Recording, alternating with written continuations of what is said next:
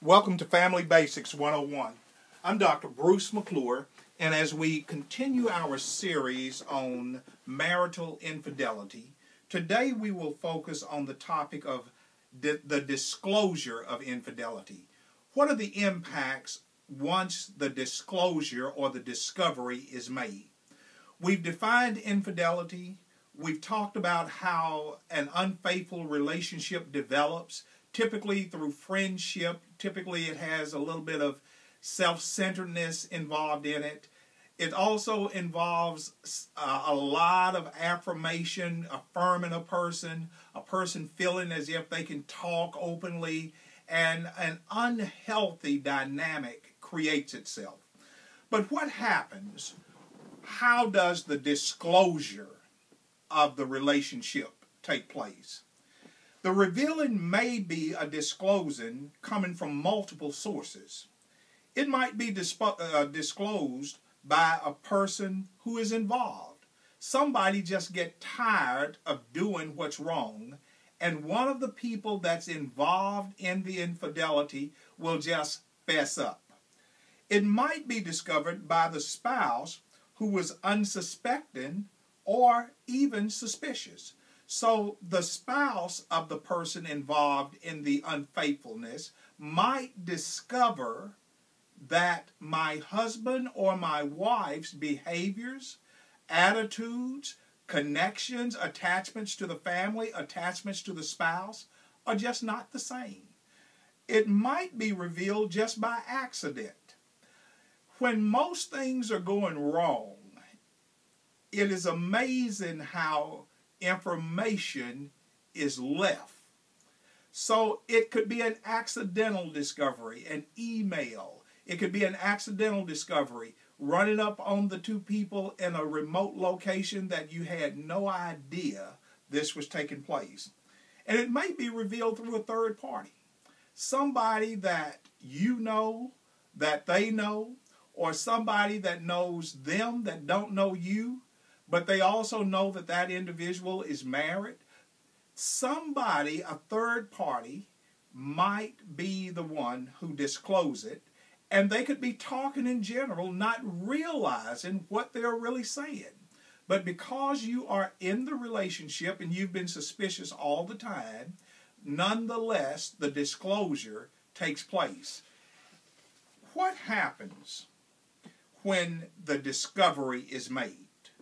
According to Taffo and Spitzberg in a 2007 research project, 32% of men and 21% of females have admitted to having a marital affair.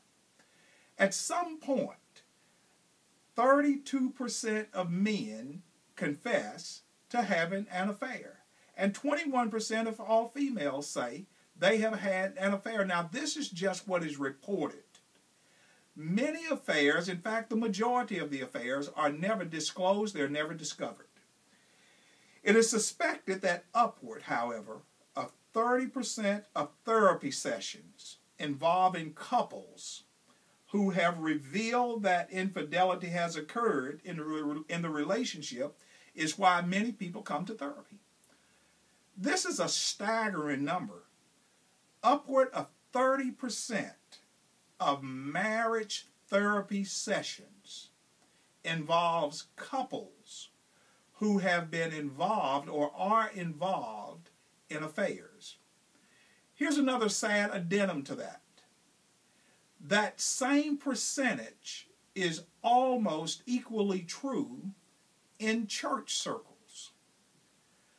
A large amount of the family therapy, couples therapy, after the marriage centers around infidelity. Now, in disclosing an affair, it is oftentimes revealed that a person involved in the affair is more of a taker and not really giving all of themselves into the marriage. So this is a phenomenon in terms of disclosing the infidelitous act. The person who's participating in infidelity, many times it is discovered, is a taker. a user, a consumer of other people. And the spouse who stays innocently with that person is a giver, and they try to participate openly and 100% in the relationship. And that's why they feel so hurt once the discovery of unfaithfulness has taken place. Is because the spouse that they love, the spouse that they've committed to for the rest of their life, it is ultimately discovered that they are taken and taken and taken. And once they take so much from the relationship, then they become a taker from people outside of the relationship, whether it's men or whether it's women. Both who are involved in infidelity are really takers. Disclosing an affair requires some things. Being willing to talk about what has happened.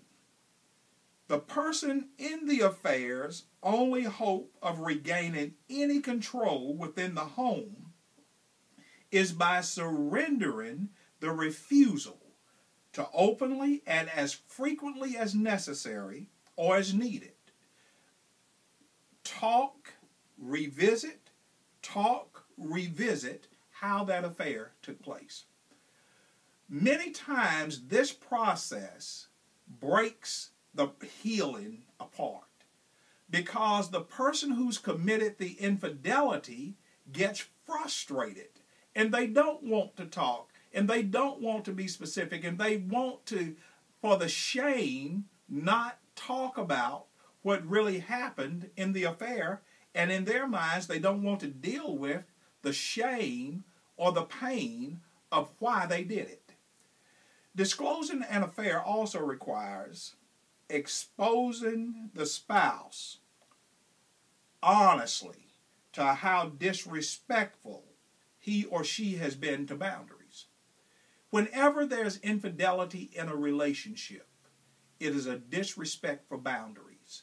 And in disclosing the affair, the individual who has participated in the affair must be willing to also disclose that they are not really healthy at keeping boundaries. They will cross boundaries and they will do things. But many times when people cross boundaries with an affair, they will also cross boundaries in other areas of relationships. Discovering the affair also requires counting the cost of potentially losing everything in the relationship. It also requires counting the cost of bearing the public and the personal shame consequences of being discovered. And it also requires being willing to accept full responsibility for what one has done in their self-centeredness. In the book of 2 Samuel chapter 12, verses 9 through 13, King David was caught up in an affair, and Nathan the prophet puts his sins before his face. And now therefore the sword shall never depart from your house, David. Thus saith the Lord, behold, I'm going to raise up evil against you out of your house. For you did this thing secretly, but I will open up your shame before the sun, before the whole world. And then ultimately David said unto Nathan, I have sinned against the Lord. David had to own his own shortcomings. And not until David owned his own shortcomings could the healing process begin in first his relationship with God and then with the world. I'll see you back in class again tomorrow. Don't be late and don't skip class.